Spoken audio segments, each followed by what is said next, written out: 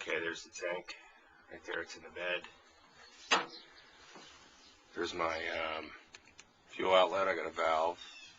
I have a little filter that I got at AutoZone just to kind of get some of the crap that's been settling in the tank. There's the brake core.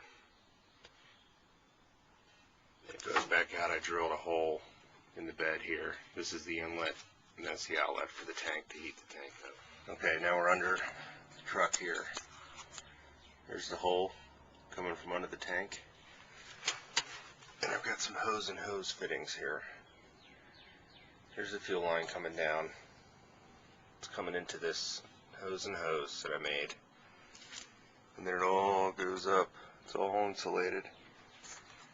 With the drive shaft. And it goes up there. I still have to shore it up there. That's where it comes out in front of the gas tank. But I insulated everything. I use this rubber electrical. It's not tape. It's like an insulating tape or something. And then I used a roll of this foam duct tape. Not duct tape. I guess just you tape ductwork with it or something and insulates it. I'll show that to you. Alright, here's the other end. This is where everything comes out. This was my old tube. I got rid of this when I did the hose and hose. The hose and hose was a lot better than a hose on hose business. There's the pump right there. And it goes down. This is a heat exchanger. I don't know how well you can see it, but I'll show it to you. It's a heat exchanger that I made. And then it goes all the way up into the engine bay. Up there. Now from there to right here, when it comes out of this heater, it's hose on hose. Okay, that's where it's coming out from under the truck. I got it running around the back of the engine.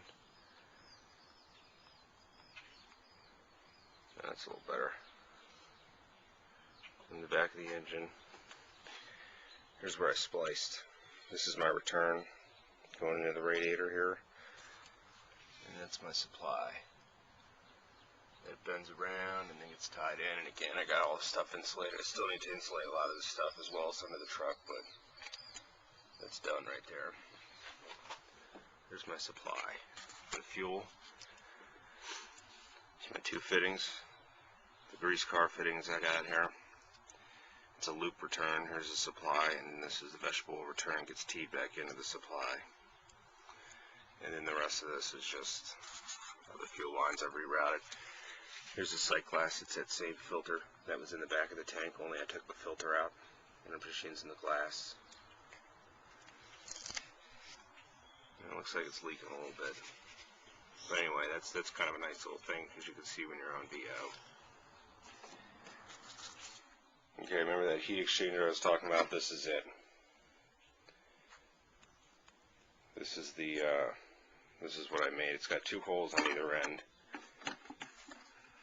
Basically, you'll take one of these that I was describing to you, screw that in, run your coolant straight through it, and then pipe your inlet of your fuel and have it run around all the way around, and then there's your outlet at the bottom there. This seems to work okay. I think this one's a little too big.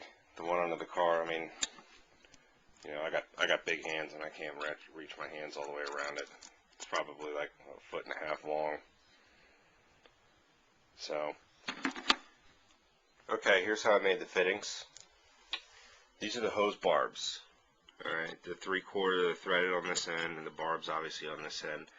You can get these at Lowe's and Home Depot. They're going to tell you that they don't have them. They don't have metal hose barbs this big.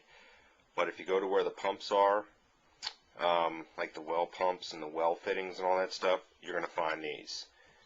These are way better than the plastic ones. These plastic ones kept breaking on me and they kept almost melting under the heat, you know. Not that it's that hot, but here's the T right here. This is just 3/4 inch female ends.